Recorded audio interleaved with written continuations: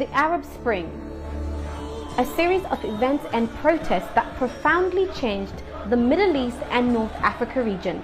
But how did it start? So, what is Arab Spring? The term of Arab Spring refers to a wave of pro-democracy protests that swept across a number of predominantly Muslim nations, including Tunisia, Morocco, Syria, Libya, Egypt, and Bahrain. The event in these countries generally started in the spring of 2011, which is where the name came from and how it came to be. In December 2010, the initial protests occurred in central Tunisia, which investigated by the act of the self-immolations of Mohamed Bouazi, a 26-year-old street vendor who was protesting against by the local authorities. The wave of protests was sparked when demonstrations in Tunisia and Egypt led to overthrow of their respective government in rapid succession, motivating similar attempts in the other Arab countries. Even though in 2011 protests were unique in how they worked together to fight for democracy across the region, the push to end corruption and improve people life did not stop the Arab Spring. Protests keep going on for years, and the late 2010s and early 2020s there was another wave of protests in the Arab world. The Arab Spring is related to the theory of human rights since they want to protest against corruption and fight for democracy over their countries. Human rights can be defined as inherent moral protections that persons in all countries and civilizations illegally enjoy simply because they are people. According to John Locke of human rights theory, he stated that a person's right to derive from their own essence and not from their government or the laws by they live under. Arab Spring also can be related to the democracy theories. The Arab Spring showed the people want democracy but betrayed by their leaders. According to Aristotle, he defined that in democracy an organization of job that all citizens divide up among themselves based on how powerful each class is. Citizens are given the opportunity to discuss the policies and they are brought before them and to collect information directly for those individuals whom they regard to be well educated, in addition to gathering knowledge from other sources. I will present about who involved in Arab Spring. The public movement for social justice and democratic governance made 2011 an important year for the Middle East and North Africa, according to Mogadam 2013. The Arab Spring included Libya, Egypt, Yemen, Syria, and Bahrain. Britannica 2015 reported that the Tunisian government used force to quell the protesters.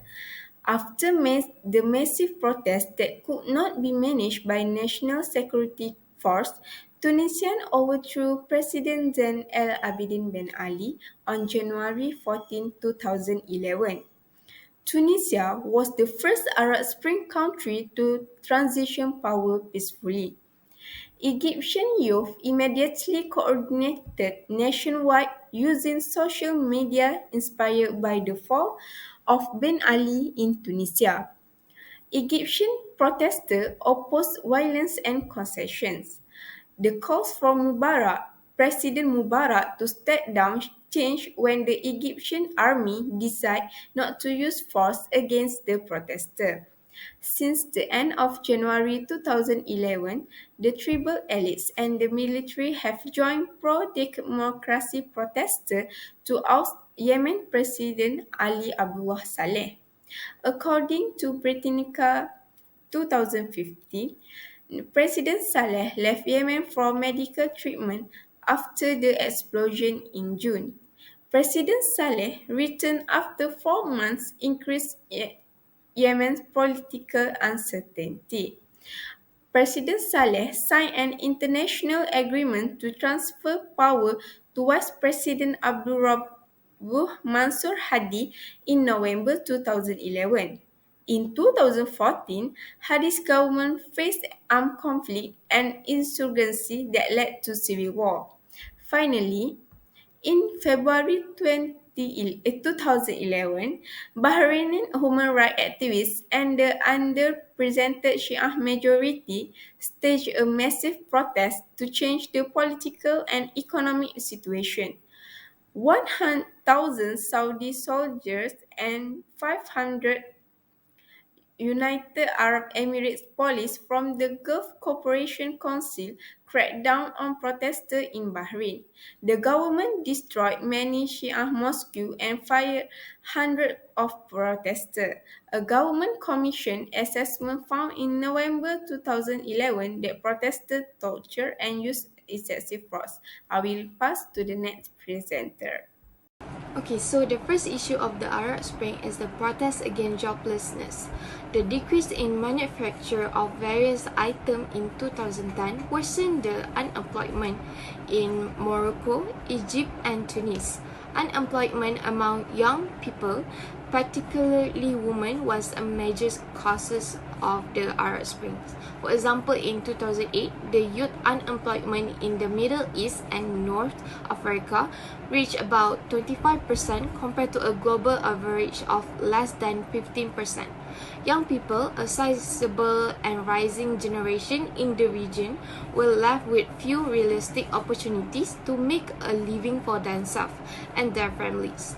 Many of the protests were organized by students and other young people who were fed up with corruption in the government and a lack of economic possibility. Youth unemployment in the area is still the worst in the world and has increased in numerous nations, sparking protests in certain situations. The issue of discrimination against religious and ethnic minorities played a significant role during the Arab Spring, reflecting deep-seated grievances and fueling the demand for change. Throughout the region, minority groups face various forms of discriminations, including exclusion from political processes, unequal treatment under the law, and limited access to economic opportunities. Such discrimination fostered a climate of inequality, marginalization, and injustice. In countries like Syria and Iraq, sectarian tensions between religious communities, particularly Sunni and Shia Muslims, were exploited by authoritarian regimes to maintain their grip on power. Discrimination against minority religious groups such as Christians, Alawites, and Kurds exacerbated existing divisions and heightened social tensions. This discriminatory treatment bred resentment and a sense of alienation among minority communities, prompting demands for equal rights and representation. Similarly, discrimination based on ethnic identity was prevalent in countries like Libya and Sudan, where Arab-dominated governments marginalized ethnic minorities like the Berbers and Nubians. These minority groups faced limited access to political power and economic resources, leading to feelings of exclusion and a desire for equal treatment. The Arab Spring provided a platform for marginalized groups, religious and ethnic communities to voice their grievances and call for an end to discriminatory practices. Protesters demanded equal rights, political participation, and inclusive society that respected and valued all citizens regardless of their religious or ethnic background.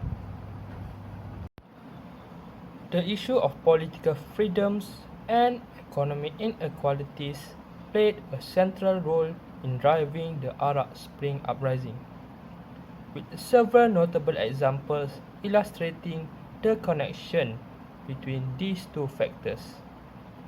One prominent example is Egypt, where President Hosni Mubarak's regime tightly controlled political freedom, stifled opposition parties, and suppressed freedom of expression.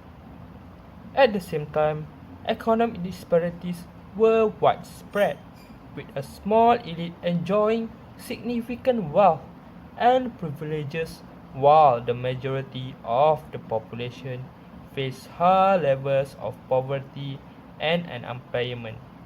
The case of Mohamad Bouazizi in Tunisia is another illustrative example. Bouazizi, a street vendor, set himself on fire in protest against the economic hardships he faced, including harassment by authorities. His act of desperation and the subsequent protests brought to the light the economic inequalities and lack of political freedoms that plagued the country. Tunisia also experienced significant economic disparities. The regime fostered a system of crony capitalism where a select few, including the president's family and close allies, controlled key sectors of the economy and amassed enormous wealth. This monopolization of resources and economic opportunities created a vast gap between elite and majority of population. Unemployment rates were high, particularly among the youth, and the cost of living continued to rise, further exacerbating economic inequalities. The uprising represented a collective call for dignity, freedom, and equitable distribution of resources. Although the outcomes varied across different countries, the Arab Spring demonstrated the power of people's aspirations for political rights and economic opportunities, emphasizing the need for responsive governance and inclusive policies that address these interconnected issues.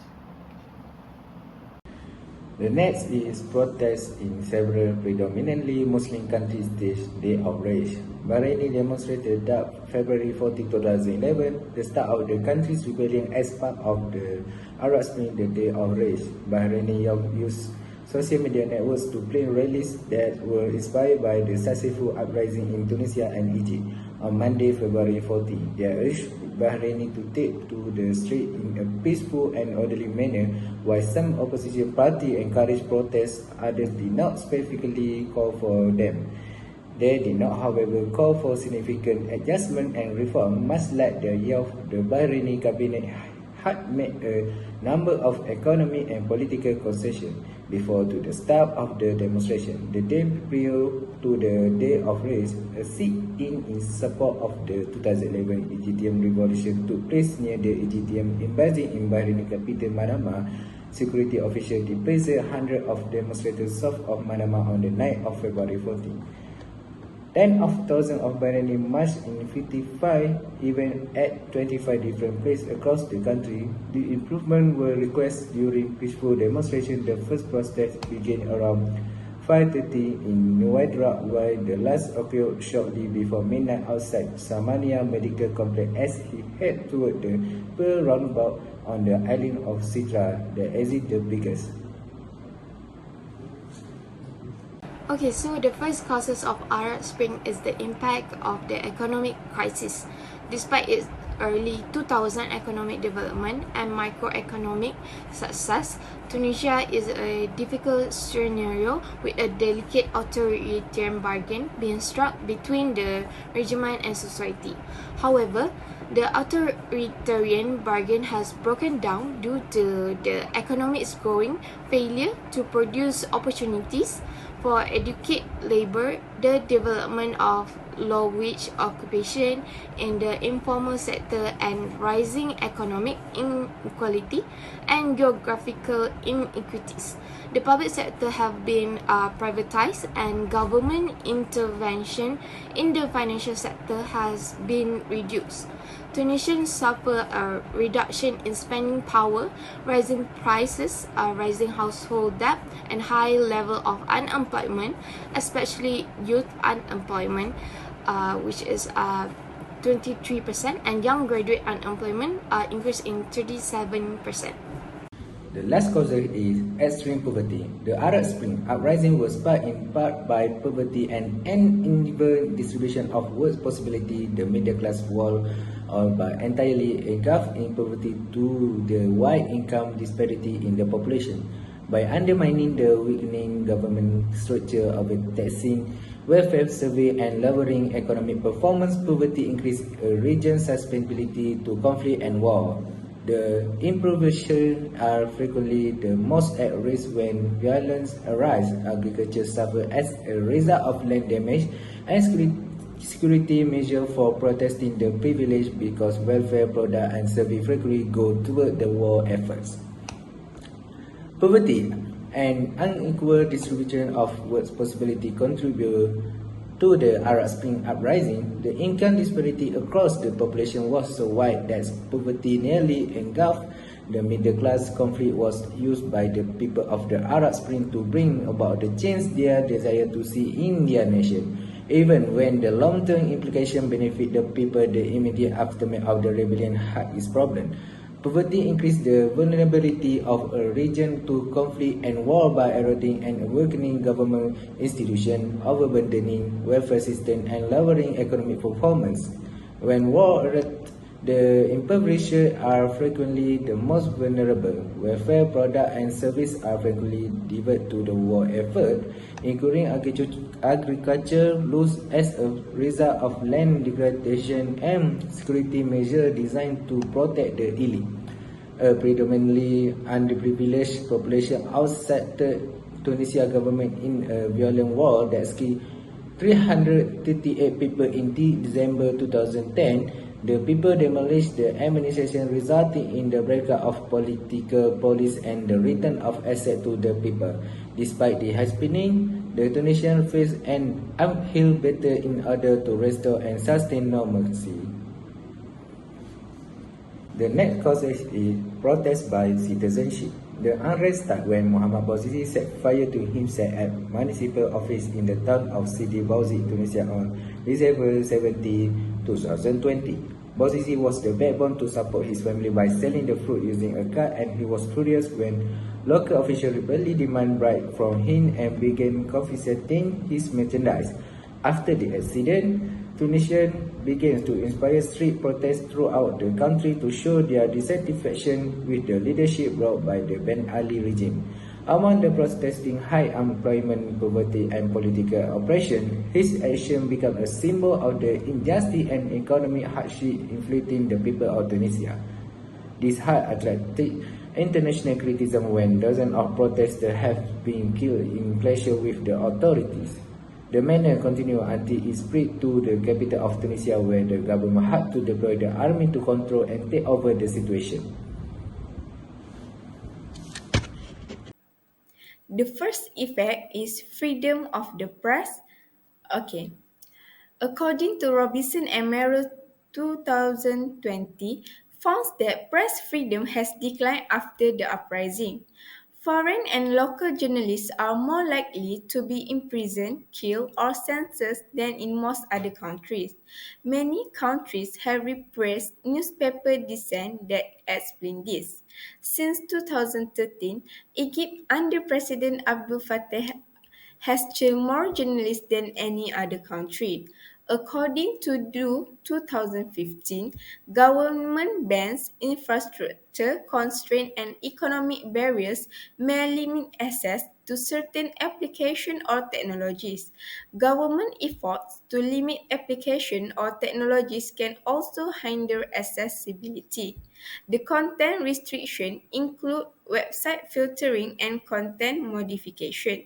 The violation of user rights are assessed based on several surveillance, privacy constraints, and possible consequences, including criminal charge, imprisonment, or harassment for online conduct.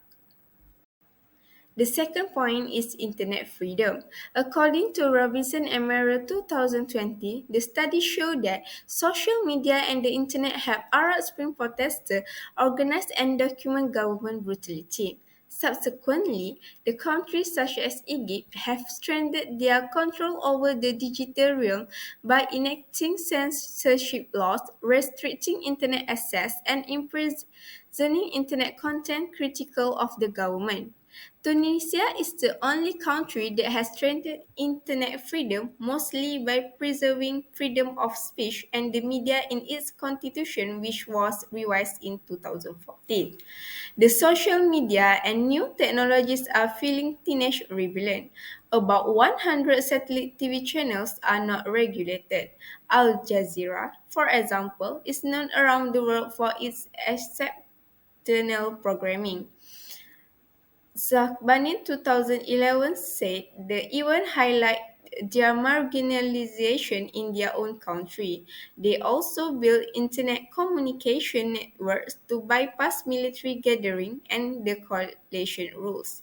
The satellite influenced youth culture has complained about Arab government interference and autonomy for years. The rising aspiration and economic hardship fueled a youth revival. The Tunisia scene through iPhone and TV, and Sahbani 2011 said that the people can share information freely through phone and laptops. I will pass to the next presenter. The first effect of Arab Springs toward the world is led to the higher oil prices. The popular uprising that ravaged the Middle East in early 2011 resulted in the overthrow of autocratic regimes in Egypt, Libya, Tunisia, and Yemen, which radically altered the political landscape of the region. Libya, Tunisia, and Yemen had negative growth rates unusual in emerging nations. The Libyan scenario is unusual since the civil conflicts lowered oil production to less than zero point 0.5 million barrels per day from 1.7 million per day in 2010, and the UN sanctioned freeze the Libyan foreign asset. Tunisia real GDP fell roughly 2% following a decade of 4.5% growth. The real gross domestic product of Libya increased by more than 100% in 2012 as a result of the country oil production coming back online faster than had been anticipated.